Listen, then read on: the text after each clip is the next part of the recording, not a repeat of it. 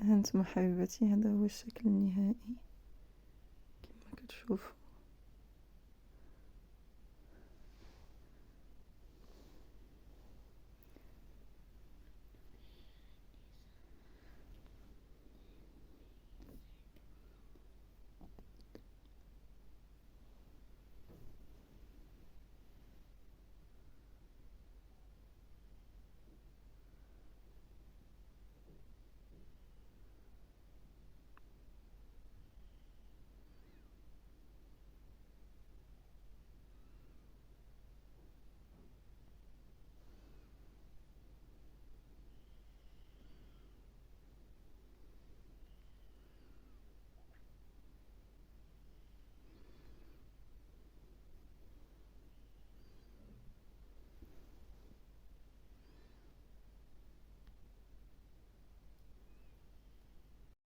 السلام عليكم ورحمة الله تعالى وبركاته. مرحبا بكم معي اليوم في فيديو جديد. اليوم درت لكم تطريز ديال جليبات ديال البنيتات الصغيورين، وتقدروا ديروهم حتى كبار، يعني دير جلابه للام وجلابه للبنيات ديالها بحال في نفس اللون. اليوم قلت نشارك معكم هاد الطريزه اللي مطلوبه بزاف صراحه. كيسولوني عليها بزاف ديال البنات في فيسبوك، في الصفحه ديالي فيسبوك. قلت علاش لا نحطها لكم حتى هنا في اليوتيوب. راني ديجا حطيتها في فيسبوك البنات، اللي بغات تدخل تفرج فيها في فيسبوك واللي بغات تفرج فيها هنا في يوتيوب مرحبا. المهم اللي بغى يتعلم يدخل عندي صفحه فيسبوك ديالي، راني كنعلم. كنحط فيديوهات تعليميه فقط بالنجمه 6.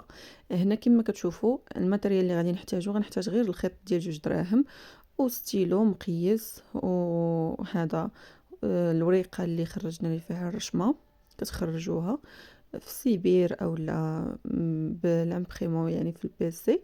المهم كيبقى لكم الاختيار سهل باش تخرجيها في مكتبه في اي بلاصه. صافي كتديري الرشمه القياس اللي بغيتيها كبيره او صغيره، كتمشي كتهزي التصويره في التليفون وكتمشي كتخرجيها. هنايا كناخذ هذا البلاستيك ديال داك الغليظ ديال اللي كيكون في الحوايج الجدادين، كتكون هاد البلاستيكه غليظه.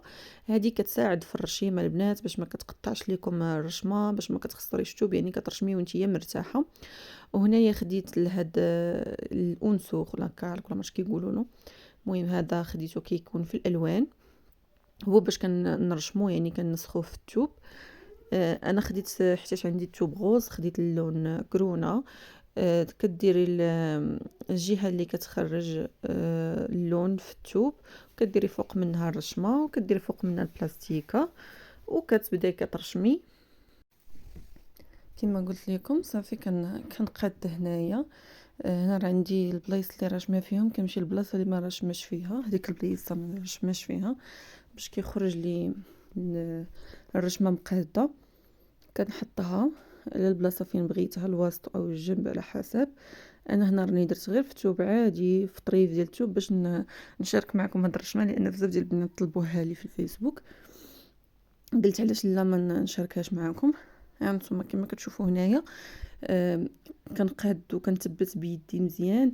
نتوما ممكن انكم تلصقوها بالسكوتش وكتثبتوا نيت بيديكم وفي نفس الوقت كترشموها. نتوما راه اليد اليسرى كنثبت بها، كنحاول ما نحركش يدي حتى نسالي باش كتجيني الرشمه مقاده، يعني ما تجينيش عوجه او لا محركه ولا. انا هاد الخط هذا المستقيم حاولوا ديروا مسطره وطراسيوه باش ما يجيكمش عوج. هانتوما كنبقى تابعها كامله هكا وانا كنرشم. يعني داك البلاستيك كيساعدكم البنات في الرشمه كتجي زوينه، ماشي بحال الا رشمتي ديريكت فوق الورقه. الستيلو كيبقى يدخل لك في الورقه وكيتقبل الورقه وما كتجيكش الرشمه زوينه. هذا كيساعد الصراحه، كيساعد في الرشيم. انا الفكره طاحت ليا قلت علاش لا ما نشاركهاش معكم. ديما الصراحه كنرشم بهذه الطريقه. صافي كنبقى تابعه الرشمه كامله حتى كنكملها، ما كتفوتوا حتى شي ديتاي، يعني كامل داكشي اللي كاين تما كترشموه، لان غنطرزوها ونخرجوها بحال هكا بحال هذاك الرشيمه اللي عندنا.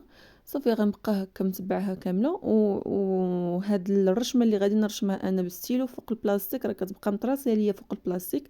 وقت ما بغيت كنجي كنرشم ديريكت بلا ما نحتاج ندير الورقه اللي لتحت، يعني صافي كترشم ليا في البلاستيك.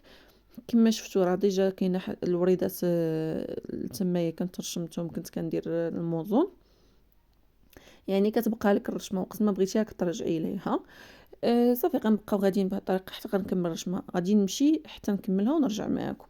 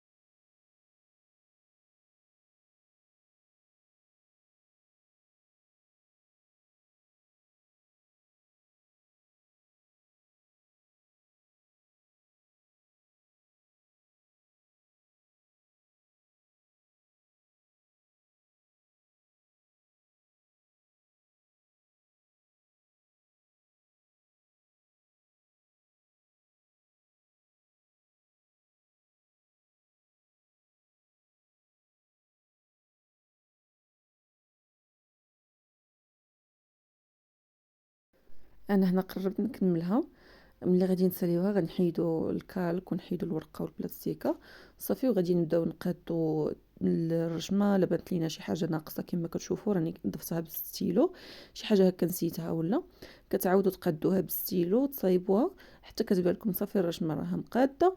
كتجي كتقاديها في الثوب وكتبداي تخدمي، كديري المرمى سوا صغيره او كبيره. هنا انا درت المرمى كبيره، ولكن عندي مرمى صغيره قلت نخدمها معاكم غير في طريف ديال الثوب على حسب طلب ديال البنات. انا ما عندي فيها لا كوموند لا حتى شي حاجه.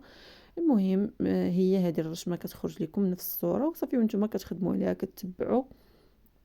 كتبعوا البنات بالطرز. غنخدموها بالطرز البرازيلي والطرز الرباطي، وغنخدموها ميلونج يعني بالدويدات بالغرزه الفرنسيه.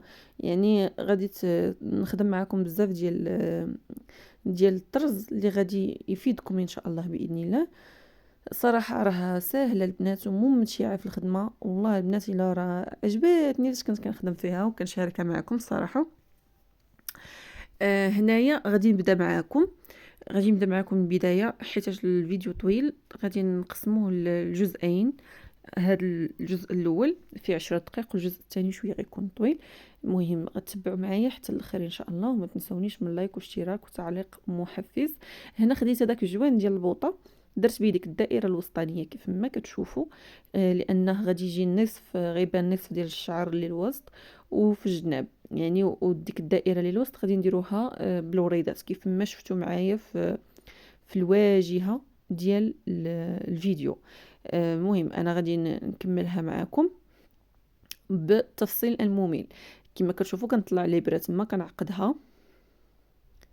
كنعقدها هانتوما، غنطلع الابره تما وغادي نبداو نطرزو.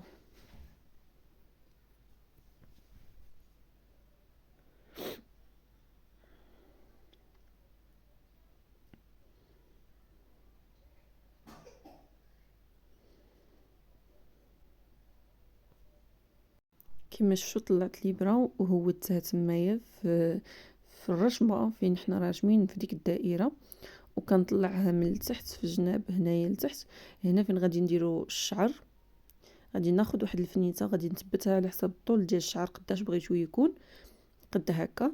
غادي نبقى ندخل الابره تحت الفنيته ونطلعها نتوما معايا وغادي نتفهموا اكثر.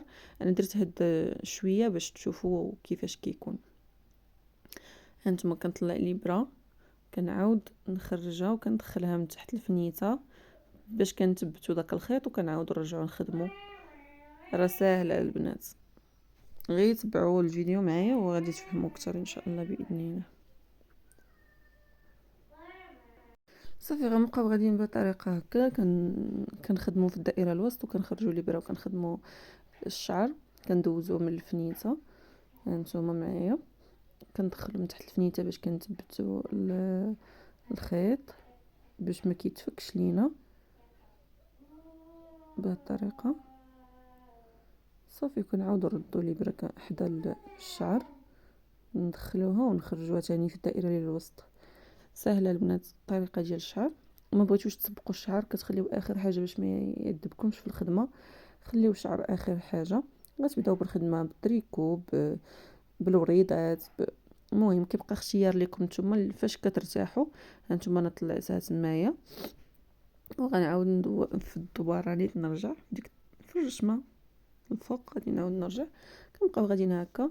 الا عجبكم الفيديو ما تنساونيش من تعاليقكم ولايكات هانتوما حبيباتي هذا هو الشكل النهائي كما كتشوفوا.